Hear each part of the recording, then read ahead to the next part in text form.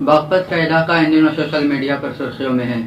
اس کی وجہ یہ ہے کہ باغپت علاقے میں تعینات ایک پولیس افسر، ان کی داڑھی اور ان کو سسپینڈ کیا جانا، یہ سب واقعہ سوشل میڈیا پر سامنے آیا ہے۔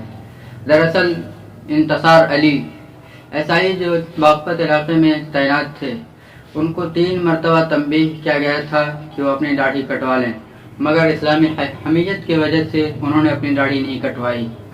پھر جو ظالم حکومتیں کرتی ہیں اکثر وہی ہوا، ان کو ان کی نوکری سے درگزر کر دیا گیا۔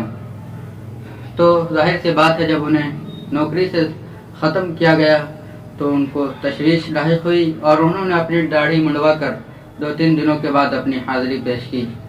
داڑھی منڈوانے کے بعد ان کو پھر سے بحال کر لیا گیا۔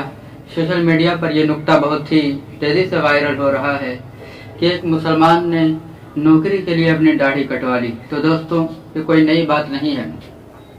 اگر کسی کی داڑھی رکھنے سے اس کا نقصان ہوتا ہے تو اسلام اس کی اجازت نہیں دیتا کہ وہ اس نقصان کو جھیلے۔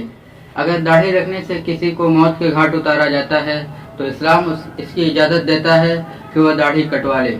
تو جو لوگ انتصار علی پر تبرہ بازی کر رہے ہیں کہ انتصار علی میں ایمانی حمیت نہیں، ایمانی جذبہ نہیں، وہ حکومت سے ڈر گیا، تو وہ لوگ غلط ہیں۔